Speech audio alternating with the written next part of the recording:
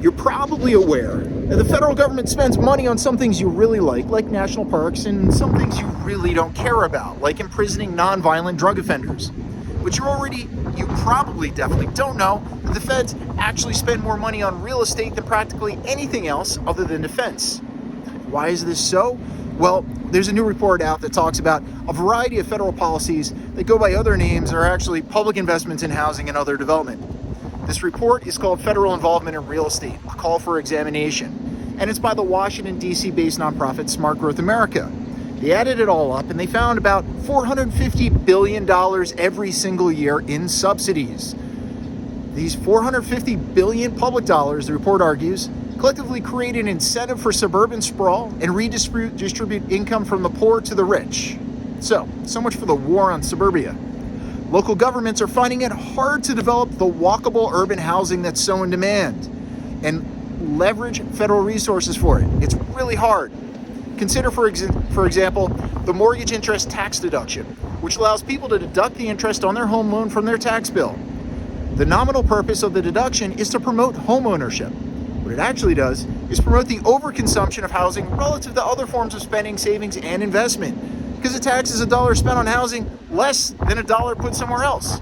It's one reason that the average American house grew from 983 square feet back in 1950 to 2,480 square feet in 2011. So, how much do we taxpayers pour into the mortgage income tax deduction, you wonder? Well, only about $396 billion from 2007 to 2011, according to the report. And guess what? That's not all.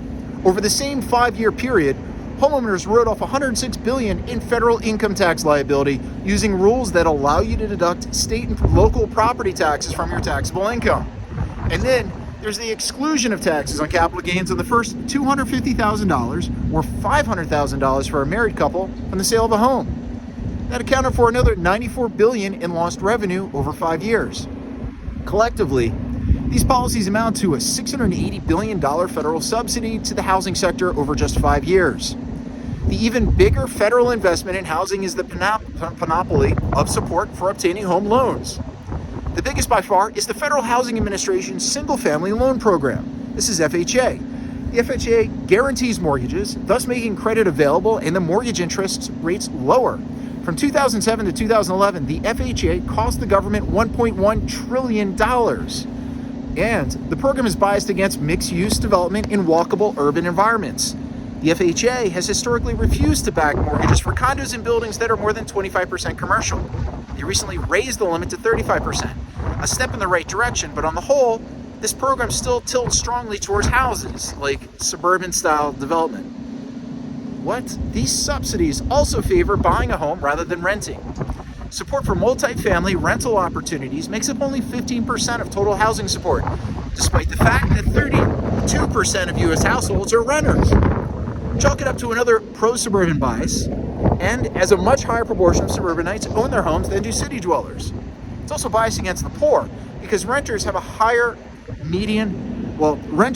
have a median household income that's less than that of owners. It's less than half the income of owners. Again, by putting their thumb on the scale, when Americans decide between renting or buying a home, the government is pushing people out to the suburbs to get those subsidies. These policies also discourage reinvigorating urban neighborhoods with old, undervalued housing stock. Imagine you got $1 million to spend on a house. If you spend $500,000 on buying a grand old Victorian house in the inner city, you're going to need $500,000 worth of renovations, and you're going to get worse tax treatment than if you just blow all that $1 million on a new house out in the suburbs. The only support for renters comes through the Department of Housing and Urban Development, which provides $184 billion in direct subsidies and credits for low-income families over 5 years. So, if we're going to spend all this money on the housing sector, that's a pretty screwed up proposition in the first place. It's got to go to helping those in need and generating the biggest return on our investment. That would mean investing in affordable housing near job opportunities or mass transit that can take you there, and filling in cities that can support more density.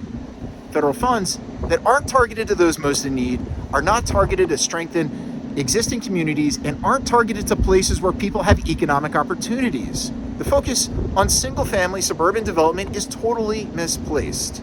Instead, we should argue federal real estate spending and commitments should be coordinated around a clear set of goals to support thriving economies in communities all over the country. So, we could make intelligent federal investments in regional development, but what we have right now is a drop in the bucket compared with the overflowing river of tax dollars propping up suburban sprawl and the market for single-family homes. We've got to focus more on sustainable community investments. Grant of a few $1 million here or there to help build an apartment building next to a rail station are good, but creating a level playing field for different housing types by removing all these counterproductive subsidies would accomplish a hell of a lot more.